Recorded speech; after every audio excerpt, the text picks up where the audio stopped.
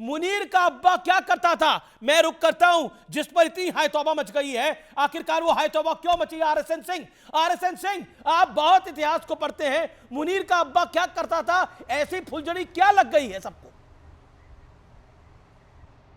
नहीं, इनके इनके रूट्स जो हैं ये जलंधर में हैं।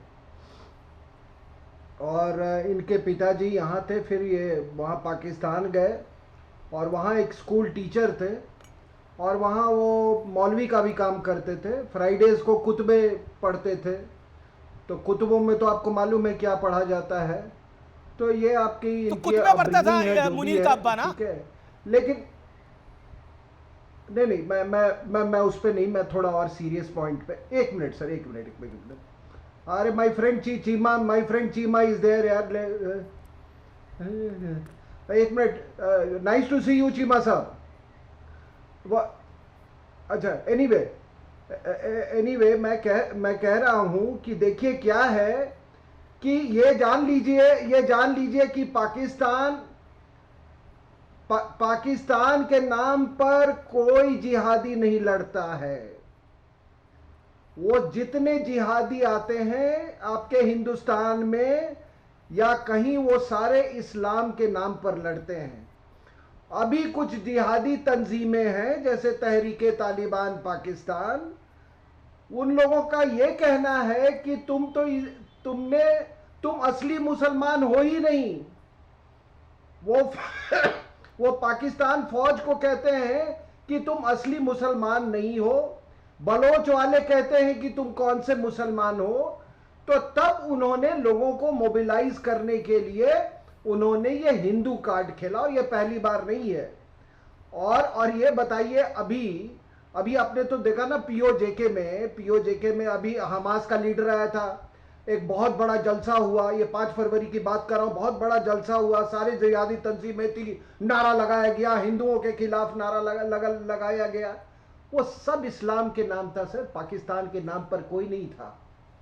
ठीक है। तो ये अब इनको लगा कि अब तो ये इस्लामी कार्ड चल नहीं रहा है, तो इन्होंने ये हिंदू कार्ड खेला।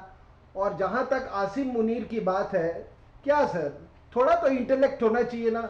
ये देखो, ये मैंने ये किताब लिखी है, the military factor in Pakistan. ये 1940 मैंने शुरू किया है जिन्ना के लाहौर स्पीच से, वर्ड बाय वर्ड, ठीक है ना। उसने कॉपी कर दिया और सुनने वाले भी ताली बजा रहे हैं। व्हाट इज द ये इंटेलेक्ट है इस आदमी का। और इसने, आप हिंदुओं के खिलाफ आप बोल रहे मेरी तारीख अलग है, मेरी नस्लें अलग है, मैं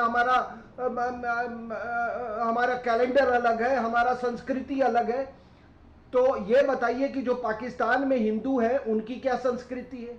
ओके, और जवाब ले जब लेते ये हैं। भाषण दिया, ओके, उसके तुरंत बाद तुरंत उसके बाद एक अटैक हुआ वहां पर हिंदू ओके, लीडर पे। बिल्कुल बिल्कुल सही बात आप कह रहे हैं। अब्दुल समद याकूब, ये, अब्दुल समद याकूब, आरएसएन की बात का जवाब। और ओसामा को शहीद कह रहे हैं तो अमेरिका पे जो टेरर अटैक था उसको भी अब जायज बता रहे हैं। देखें देखें, पहली बात, तालिबान आपके नजदीक दहशतगर्द थे, मेरे बहुत इको आ रहा हक्कानी है। आपके नजदीक दहशतगर्द थे।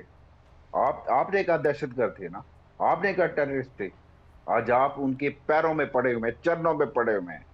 इंडिया तालिबान के चरणों में पड़ा हुआ है। आज आप उनके कदमों में आप पड़े हुए हैं। क्यों? आप कहते थे दहशतगर्द थे ना, आज आप क्यों उनके साथ स्ट्रेटेजिक रिलेशन बना रहे हैं? क्यों? जवाब दे इस बात का। हुसैन हक्कानी को किसने निकाला? आज आपने अपनी टेररिस्ट ऑर्गेनाइजेशन, टेररिस्ट लिस्ट में से हक्कानी को निकाला, नेटवर्क को आपने निकाला, मुल्ला याकूब को। क्यों? क्योंकि you are trying to become their strategic alliance. आज आप उनके साथ निगोशिएट कर रहे हैं, आप उनको गोवा में बुलाते हैं, गोवा में होस्ट करते हैं आप उसको। मुल्ला जो सफीर था हमारा यहाँ पे, उसका वहां पे बुला के इज्जत देते हैं। आप कतर में मुलाकातें करते हैं उनसे। क्यों? आरएसएन जवाब, क्यों आरएसएन करते हैं आप आरएसएन आंसर, मुलाकातें? आरएसएन आप तो आंसर, कहते थे कि वो दहशतगर्द हैं। जवाब। आप तो कहते थे दहशतगर्द हैं वो। आरएसएन आज आरएसएन अच्छा, लेट अच्छा, लेट लेट एक लेट सेकंड, नहीं, देखिए हम आरएसएन एक सेकंड, लास्ट बात। नेल्सन मंडेला यूनाइटेड नेशन का डेजिग्नेटेड टेररिस्ट था नेल्सन मंडेला। था कि नहीं था Nelson Mandela terrorist? Okay okay RSN, पूरी दुनिया ने इसको टेररिस्ट कहा। आरएसएन आंसर, आरएसएन पूरी दुनिया ने आरएसएन टेररिस्ट सिंह, कहा। ओके आरएसएन, आपने okay audios down, terrorist RSN कहा। RSN 50 seconds make your point, then Rizwan. नहीं, मैं ये कह रहा हूँ कि पाकिस्तान को हम एक सिविलाइजेशनल कंट्री मानते हैं और आपको नहीं मानते हैं, और अफगानिस्तान भी आपको सिविलाइजेशनल कंट्री नहीं मानता है। उसने कभी उन्हें आपका उस रिकॉग्नाइज ही नहीं किया था बहुत सालों तक, तो और आज भी डूरेंट लाइन नहीं वो करता है। सबसे बड़ी बात मुनीर ने कही लोगों को कि अपने बच्चों को बताइए कि एक मिनट सर, एक मिनट, बच्चों हमारे बच्चों ने कितनी कुर्बानियां दी। कौन सी कुर्बानी सर, कौन सी कुर्बानी? जिन्ना को बुलाया, अंग्रेजों ने कहा कि हमको स्ट्रैटेजिक रीजंस के लिए एक फ्रंट लाइन स्टेट चाहिए, और आपका तो आप ही तो नारा लगाते थे कि हंस के लिया है पाकिस्तान, लड़के लेंगे हिंदुस्तान। तो ये कौन सा आप सैक्रिफाइसेस की बात कर रहे हैं? जहां रहा तालिबान की बात, वहां पर हम ह्यूमैनिटेरियन रिलीफ हम पहुंचाते हैं। आपके पास तो खाने को खाना नहीं है, तो वो हमारी तरफ देखते हैं, तो हम उनके लिए हम ये करते हैं। लेकिन आपको तो हमने पानी दिया, आपको पानी पिलाया, और अब हमारा पानी पी के हमारे खिलाफ आपने जिहाद किया। और सर, आप जो कह रहे हैं ना कि आपका चीफ बहुत प्रोफेशनल है, अगर वो प्रोफेशनल होता तो इस कॉन्टिजेंसी के लिए भी वो केटर करता। ओके अब्दुल समद करता। Okay RSN, you made your point. Abdul Samad 40 second, then Rizwan and then Shahzad. Okay Samad. Nelson Mandela आपके लिए टेररिस्ट था? UN designated terrorist, you have declared Nelson Mandela terrorist for 27 years. एक सेकंड, आप टेररिस्ट कहते थे उसको। इंटरवीन करना चाहता हूं। सबसे बड़ा हीरो कौन है? समझ साहब एक सेकंड समझ साहब, आपने अभी कहा कि यूएन ने नेल्सन मंडेला साहब को टेररिस्ट घोषित किया था। आप मुझे वो यूनाइटेड नेशंस का डॉक्यूमेंट या डेजिग्नेशन का ऑर्डर या जो उनका रेजोल्यूशन है वो बता दो।